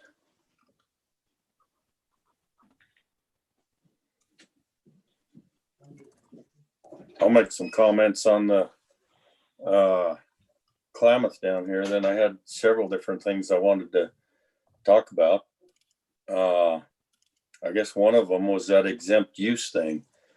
One of the issues we have going on here in the upper Klamath Basin is they got some money available to fence off the rivers. And to fence off the rivers, it takes away the stock water. So there's also money out there to drill them stock water wells. But one of the problems with that, and one of the things they're worried about, and maybe Justin can hit on this just a little bit, is the fact that if they drill these supposedly exempt use stock water wells, if the tribes call on the water, they can shut these stock water wells off. And so they won't fence off the river or drill the wells because they're worried about their stock water well. And I don't know what the Water Resource Department's decided to do on that, Justin. Do you know, or if anything? I don't know what they've decided to do. I guess my initial thought on that would be that, yes, it is true that that those would be new groundwater uses. They would have a priority date of the time the use started, and that they could be subject to regulation. There is also a pretty clear statement of legislative policy in the Groundwater Act of 1955 that I'm trying to find here. Now this is talking, maybe stock isn't noted in here, or maybe I'm looking in the wrong place. I had thought, I mean, historically, the commission has protected water for human consumption and for livestock drinking. And I suspect that that would be the absolute last type of use that would ever be regulated off. So, you know, while technically it could be regulated off, I think that it's relatively unlikely, but I understand the hesitancy to make an investment given that uncertainty. Go ahead, Phil. Well, yeah, I just wanted to point something out. I do a fair bit of work in Washington State. So this is it's no way to counter Justin's comment. It's just an add-on. The tribes in Washington State supported a lawsuit that eventually went to the Supreme Court and turned into what's known as the Hearst decision, that says, yeah, the state can't issue exempt well permits for exempt wells anymore without providing mitigation. So they've had to go back in and retool all the basin plans, and counties are scrambling to find mitigation strategies to allow exempt use. So I would imagine that the tribes in Oregon probably were aware of the, you know, from their perspective, the success of that lawsuit, because, you know, they're advocating for increased stream flows and, you know, calling all of the exempt wells death by 1,000 paper cuts. And they've now been able to go through the courts and work their way through and try to make sure all of those exempt wells are offset with mitigation flows. So it's been a big scramble, and I wouldn't be surprised to see similar challenges eventually in Oregon. So I wouldn't be surprised if that was on the horizon. Very interesting. One of the other things I wanted to bring up, and this come up at one of my SWCD meetings the other day, was that FSA down here has put together a bunch of money to give to people to help with water wells. So I started asking, so what are you going to do with this? I mean, for starters, you can't get a new permit on a new well down here. And they said, yeah, we know. We talked to the Water Resource Department and they told us that. And I said, so is this for like making your well and your pump more efficient? They said, oh, no, can't do that. So she, and it wasn't Laura, she's doing her best to give us the information, but she couldn't really give me any information on what the FSA plans on doing with this money they're going to throw out here for people to do something with water wells. And she couldn't even give me an answer. And I just wanted to let you all know that. I think the FSA's got to come up with a better plan if they're going to throw money out here on water wells. They, you know, I think they're trying to help with house wells, but this was very specific for irrigation wells. You know, they got to come up with a better plan there. And then my last thing, of course, was the surface water flowing in the canals. And we noticed this in 01 when our water was first shut off in 01. And we noticed a lot of the house wells, especially the shallower ones, were dropping. And then that's also when TID, which is Tweedy Lake Irrigation District across the state line there, they started drilling wells. And they noticed some of the house wells dropping just because there wasn't surface water flowing in the canals. And so it does show you how important, especially in that, like I said, most of it is in that Henley, Merrill, and Malin area. There's just a little bit in the very south end of Po Valley, but most of it is in those other three areas. And some of it's way worse this year. And it is because there was no water flowed in the canals at all. and there has been a whole lot more groundwater used. Just for this committee's information, I can't tell you exactly how many of the groundwater wells were in TID before '01. There was a few, nowhere close to what there is now. There's over 120 irrigation wells in that Tule Lake Irrigation District right now. I mean, there's 10 of them owned by TID. There's a huge amount of groundwater being pumped down there. And if we had the surface water flowing, most of the groundwater would not be pumped. And that's why I'm bringing this up and how critical it is that we try to do something with, and I mean, just shut me off if you guys don't want to hear all this, because it's a lot of it's because there is a drought this year. There's no doubt about that.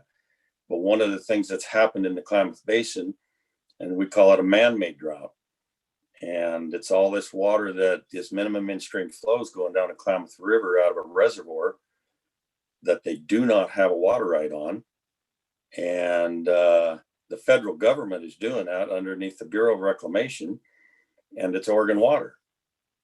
And this is not water that ever naturally flowed down the Klamath River because of the Keno Reef.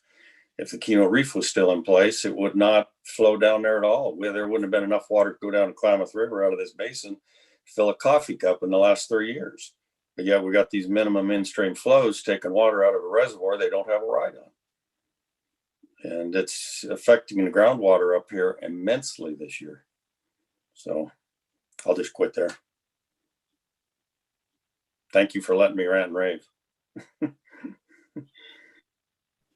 So anybody else got anything? I'll just say I appreciated the ranting and raving. I learned a few things. It's always interesting to hear what's going on down there. And so that was my comment. Rant and rave all you want. I think it's useful information. I'll back that up, Marshall. I'd never thought about,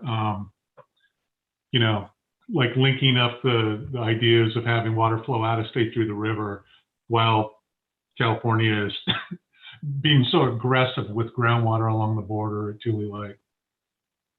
Yeah, Ken, how many of those? I knew there were the big TID wells, and I knew there were a few other irrigation wells down in TID. How many of those have been drilled in the last few years? I was down there earlier this year, just goofing around, and I noticed, along Sheepy Ridge, at least one or two drill rigs in there, sinking some new wells. So has there been a kind of a flurry of drilling here?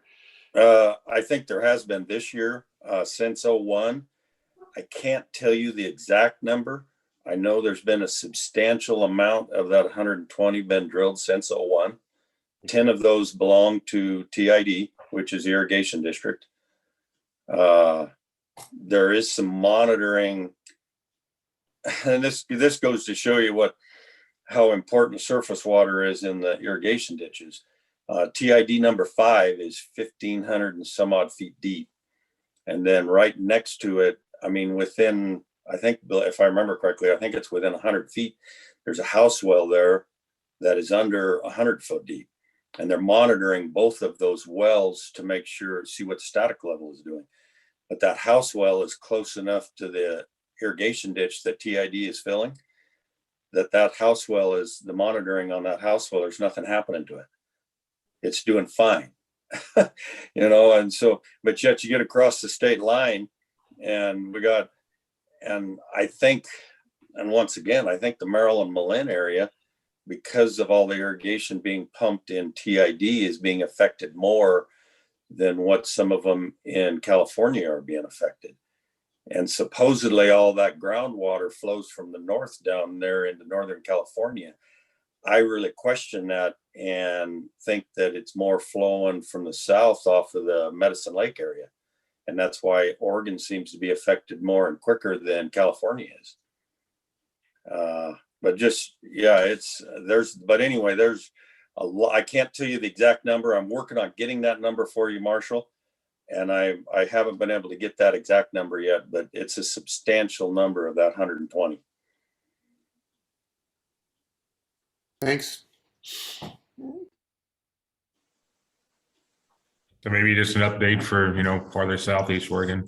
We're entering into on in-stream, some historical in-stream lows have never been recorded at this level. Anecdotally, I know a rancher that lives up by French Glen, and he called me about a month ago and said the Blitzen River now is at a lowest level they've recorded as flow. But he goes, my grandpa told me back in the 30s that they had to trail a milk cow up the Blitzen River to get a creek. So we weren't at a biblical portion of drought. But he also said those ranchers at that time, the ones that made it, sold their cows. Because in 1931, you could find hay. If you could find hay, it was $30 a ton, and you had to trailer cows there. The drought lasted 3 years, and the ones that made it actually sold.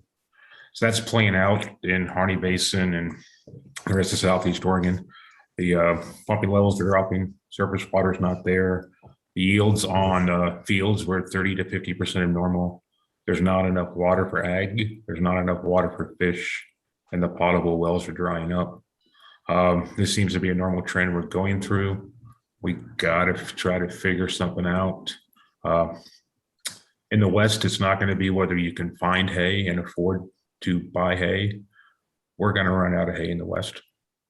I'm getting 7 to 9 calls a week of people asking for hay. I literally stopped lying to people when I had a list of 10,000 ton of hay that I could not fill.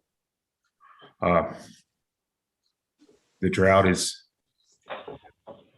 multiplying some of the effects that we got to figure out as a group.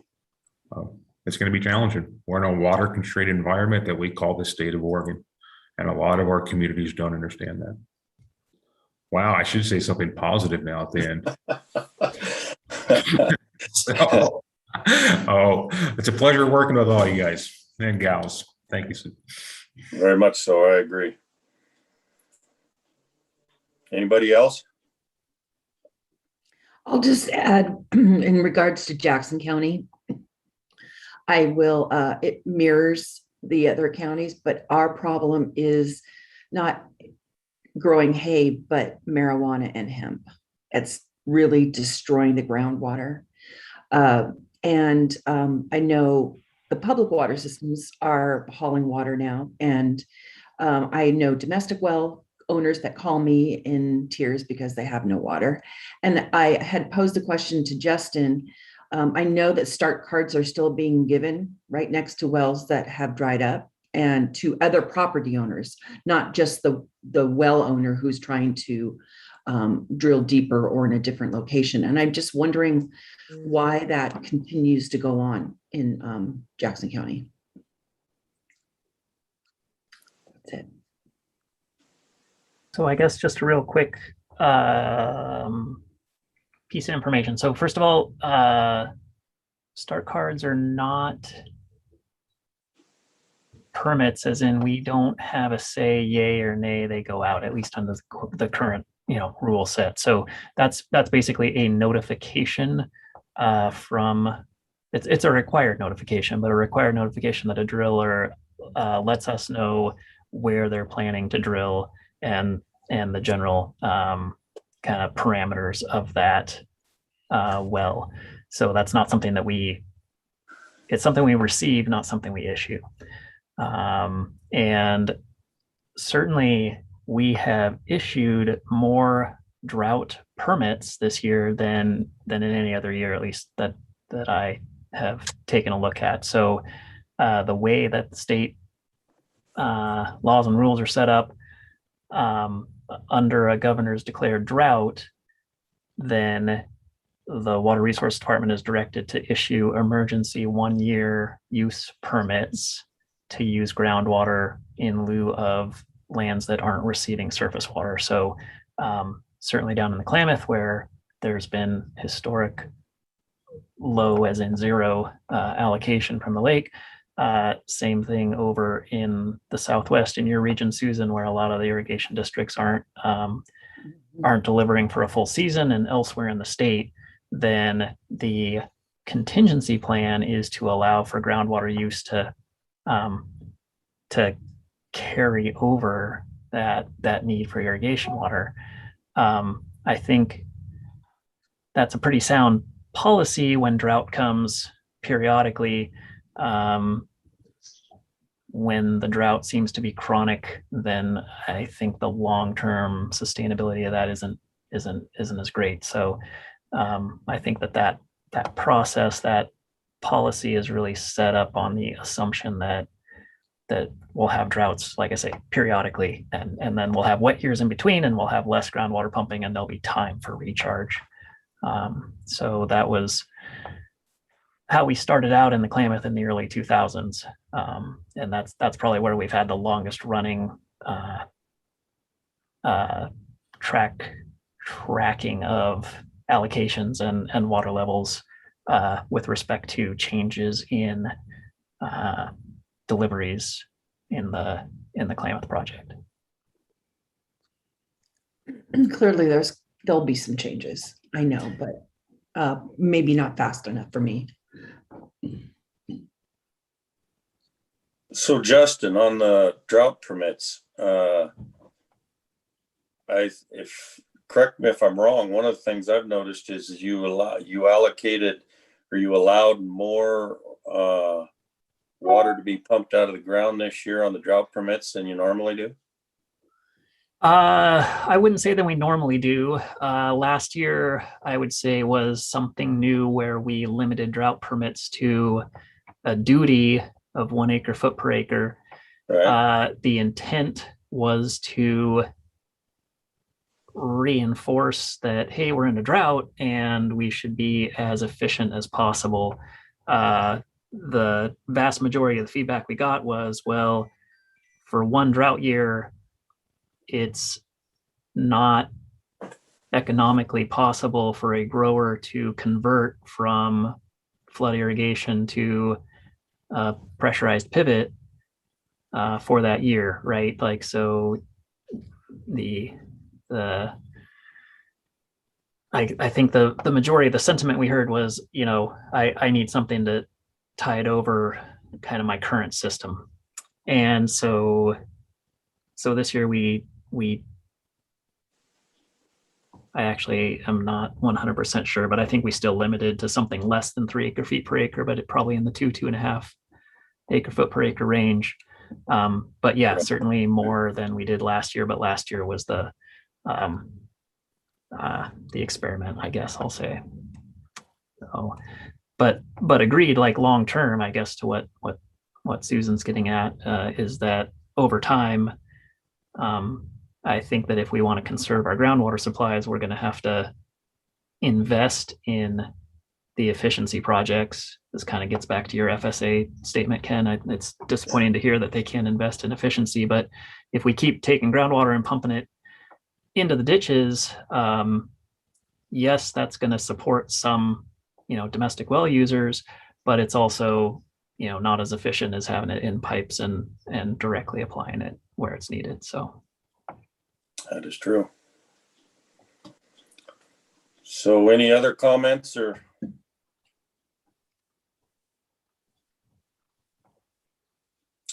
So Richard Smith here has one. Go ahead. Well, I was just wondering if I could get any comments from the group on my thoughts from the last meeting of a better notification system for surrounding properties when a application is made for change of point of appropriation.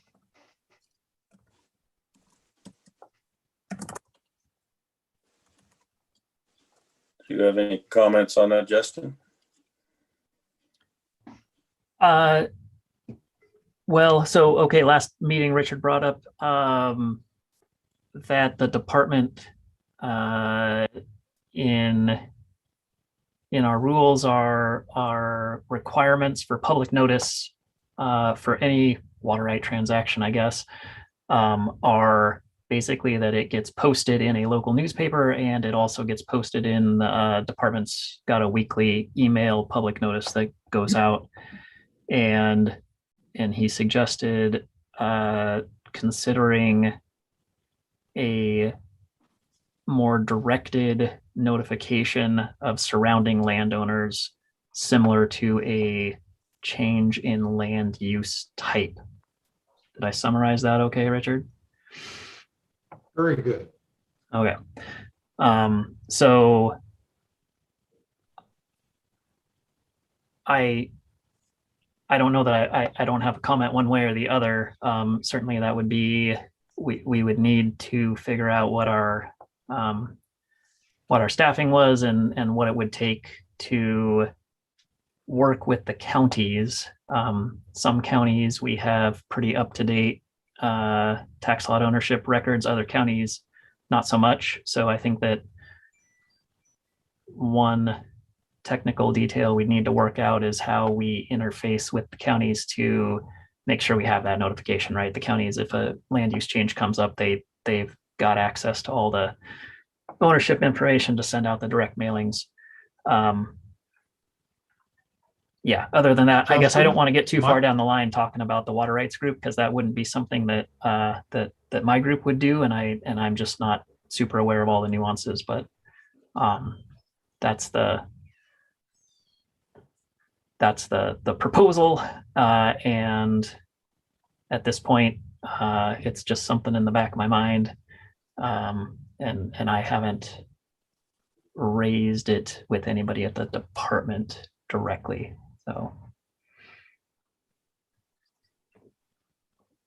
does that answer your question, Richard? If I could, well, my comment on that was my intent was not to burden WRD with the notification, but to burden the applicant with that notification, so that the one that's there in the county could access the county tax records. For instance, I've had to do that with land use applications.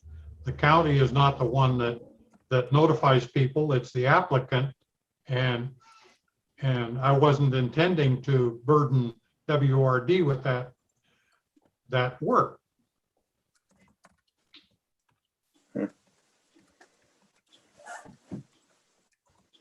Very interesting.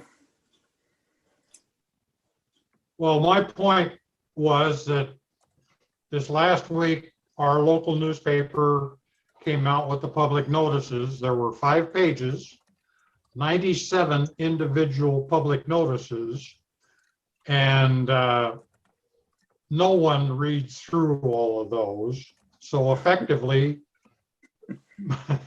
many times these transfers are a basically secretive process, because no one really gets notification of it when it's just in the paper.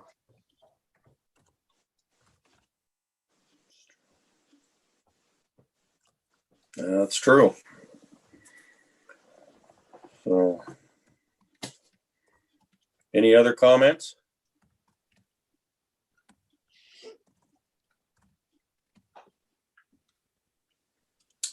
If not, we'll move on to public comment. Is there any public comment?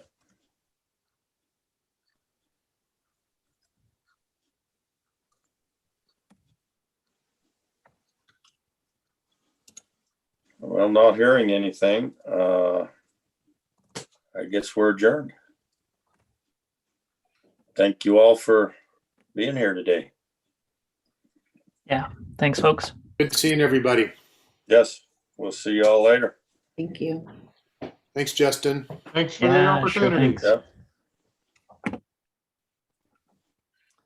All right, we'll see everybody in October. I'll get a draft of the meeting summary out to folks with the links to, I've got them written down in my notes up top. One of them is going to be the 2013 Deschutes report that Marshall mentioned.